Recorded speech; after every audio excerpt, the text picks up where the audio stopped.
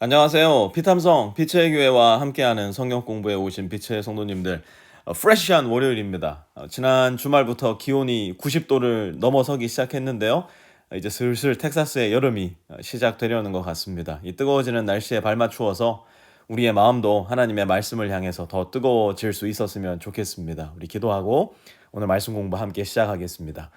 말씀하시는 하나님, 성경을 통해 자기를 열어 보여주시고 알려주시는 하나님, 오늘도 그 하나님의 말씀을 듣기 위해 말씀 앞에 모였습니다. 주님이 알려주시지 않는다면 주님을 알 방법이 조금도 없는 저희들이오니 우리를 긍휼히 여겨주시고 우리를 어여삐 여겨주셔서 주님의 말씀을 열어 우리에게 주님을 보여주십시오. 알려주십시오. 가르쳐주시고 우리를 만나주십시오. 예수님의 이름으로 기도합니다. 아멘. 이번 주는 고린도 후서 10장 말씀 함께 공부하게 될 텐데요. 오늘은 10장 1절 전반절만 함께 공부하도록 하겠습니다. 짧은 구절이니까요. 우리 같이 한번 큰 목소리로 여기까지 한번 읽어보겠습니다. 시작. 나 바울은 그리스도의 온유하심과 관대하심을 힘입어서 여러분을 권면합니다. 아멘. 자, 다시 한번 고린도 후서의 전체 맥락을 짚어보도록 하겠습니다. 고린도 후서는 여전히 고린도 교회 안에 존재했던 사도 바울의 사도권, 곧 사도 바울이 진짜 목회자가 아니다. 바울은 추천서 한 장도 없고 얼굴도 못생겼고 말도 어버버 하는 거짓 목회자다, 거짓 사도다 라고 말하는 사람들에게 자기의 사도권을 변호하기 위해서 보낸 편지였습니다. 이것이 고린도 후서가 쓰여진 가장 주요한 이유였고요. 고린도 후서 1장에서 7장까지 이 일을 바울은 굉장히 소극적으로, 소위 말해 순한 맛으로 변호를 하기 나섭니다. 그리고 지난주 공부했던 고린도 후서 8장과 9장에서 바울은 고린도 교회에게 이전에 약속했던 예루살렘 교회의 유대 형제 자매들을 위한 구제금, 헌금을 준비하라 말하는데요. 이것이 고린도 후서가 기록된 두 번째 주요한 이유였습니다. 그리고 이제 오늘부터 13장에 이르기까지 바울은 다시 한번 그의 사도권을 변증하고 변명하는데요. 1장에서 7장까지가 순한 맛이었다면 10장에서부터 13장까지는 매운맛입니다.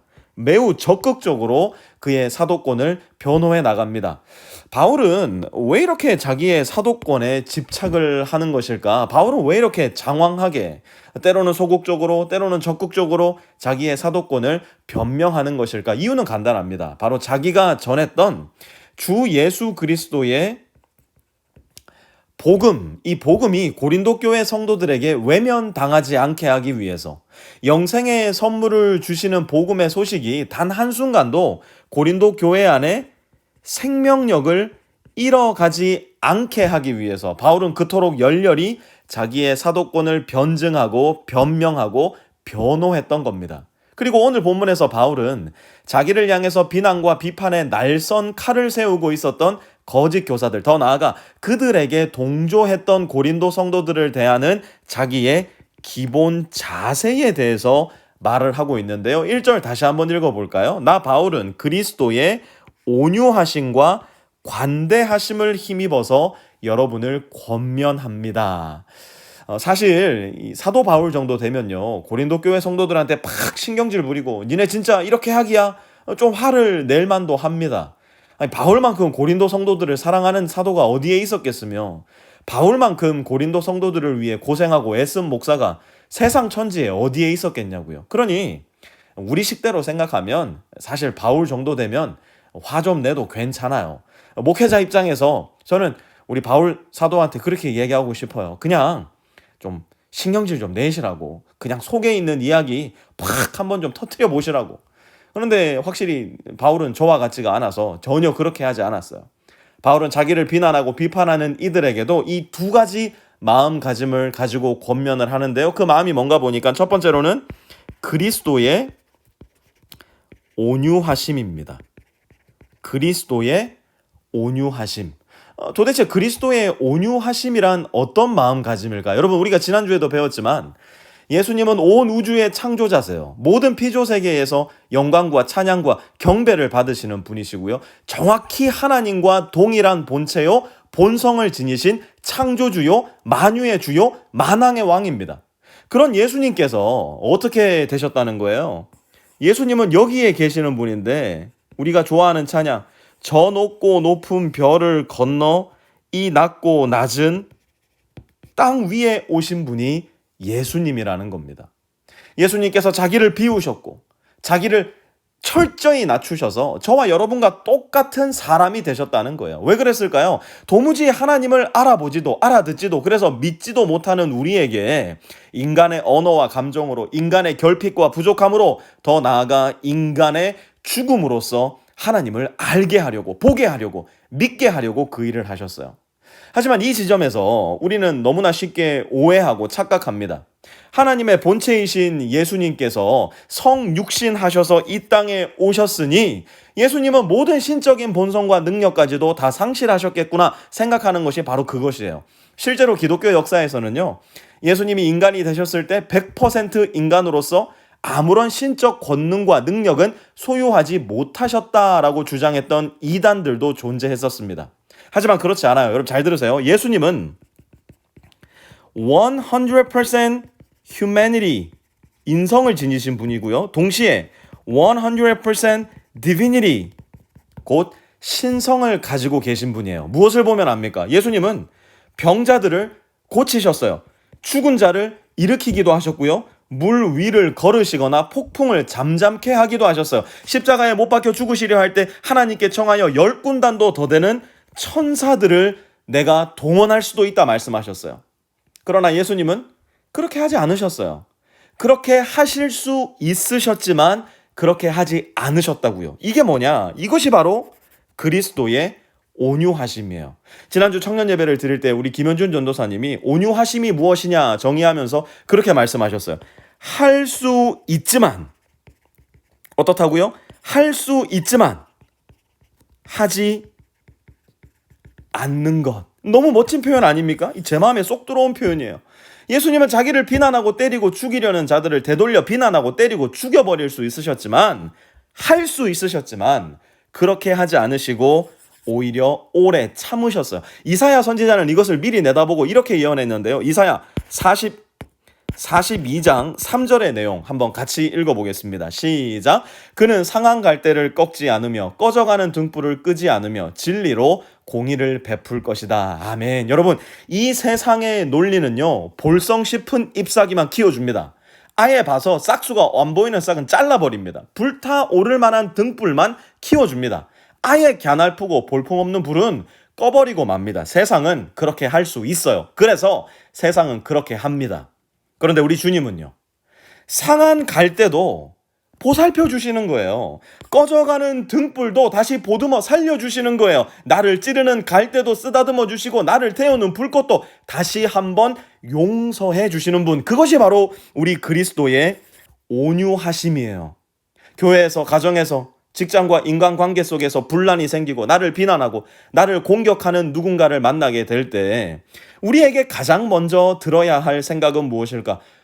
진짜 내가 저 인간을 어떻게 죽이지? 어떻게 내가 저 인간한테 한 거 100배, 1000배로 돌려주지? 이거는 그리스도인의 마음이 아니에요. 우리가 그리스도인이라면 우리에게도 이 마음 갚아줄 수 있지만 1000배, 100배로 복수할 수 있지만 그렇게 하지 않는 그리스도의 온유하심이 있어야 된다는 거예요.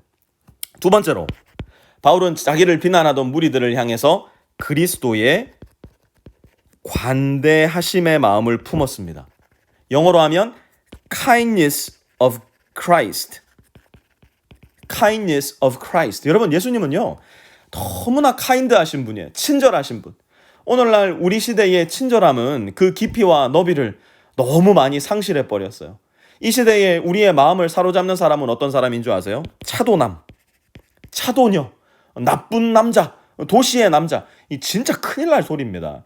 차도남하고 한번 살아보세요. 나쁜 남자랑 한번 살아보세요. 겉으로 보기에 10분 멋있고 좋을지 몰라도요, 10년, 100년을 불행하고 싶거들랑 그런 남자, 그런 여자한테 자기의 인생을 걸으시면 됩니다. 그런 신에게 내 인생을 걸어버리시면 됩니다. 여러분, 예수님과 함께 십자가에 못 박힌 강도들 생각나세요? 예수님께서 십자가에 못 박히셨을 때 예수님의 좌우에는 두 강도가 못 박혔어요. 두 강도 모두 처음에는 예수님을 비난하고 모욕합니다. 그러다 마지막에 한 강도가 이렇게 청해요. 주님, 주님의 나라에 이르실 때에 Please remember me. 나를 기억해 주십시오. 그러자 예수님이 이렇게 대답하세요. 야, 이 썩을 놈아. 아니, 나를 그렇게 욕할 때는 언제고 이제 다 되질라니까 지옥 가는 건 무섭더나. 끄지라. 이렇게 하지 않으시고 예수님 뭐라 하셨어요? 네가 오늘 나와 함께 낙원에 있을 것이다. Surely you will be in the paradise with me. 여러분, 친절이 뭔지 아세요? 아이고. 관대함이 뭔지 아세요? 마지막까지 one more chance. 마지막까지 한 번의 기회를 더 주는 거예요. 99번 잘못했더라도 한 번 잘했을 때 그걸 진짜로 받아들여 주는 거예요. 바울은 이 예수님의 관대하심, 친절하심을 힘입어서 고린도 성도들을 대하고 있었던 겁니다. 사랑하는 빛의 성도 여러분, 우리 마음에 그리스도의 온유하심과 관대하심이 있습니까? 내가 그리스도인인데, 나 예수 믿는데 오늘을 살아가는 나에게 온유와 관대함이 조금도 없다면 우리는 뭔가 잘못된 겁니다. 네 잘못 100% 돌려줘야 속이 시원하고, 나한테 한번 잘못한 사람한테는 영원히 벽을 그어놓고 너는 내 인생에서 아웃이야 생각한다면 우리 안에는 그리스도의 마음이 없다는 가장 명백한 증거가 될 거예요. 우리에게 필요한 것은 대단한 일을 성취할 능력이나 비전이 아니라 바로 이 예수님의 온유하심, 예수님의 관대하신 마음을 간직하는 거예요. 되갚아 줄 수 있지만, 복수할 수 있지만 되갚지 않고 복수하지 않는 것. 99번 잘못했더라도 한 번 잘했을 때 그것을 진짜로 받아들여 줄 수 있는 관대함, 우리의 마음에 이 그리스도의 마음을 품고 이번 한 주 우리의 가정과 직장에서 모든 만나는 인간관계 속에서 우리 안에 살아계신 그리스도를 보여줄 수 있는 우리 모든 빛의 성도님들과 제가 될 수 있기를 주님의 이름으로 축원합니다. 하나님, 우리에게 그리스도 예수의 마음을 허락해 주십시오. 우리에게 예수님의 온유하심, 관대하심의 마음이 자라게 하시어 우리로 하여금 이 세상이 그리스도를 발견하고 그 향기를 맡고 그 편지를 읽게 하여 주십시오. 예수님의 이름으로 기도합니다. 아멘.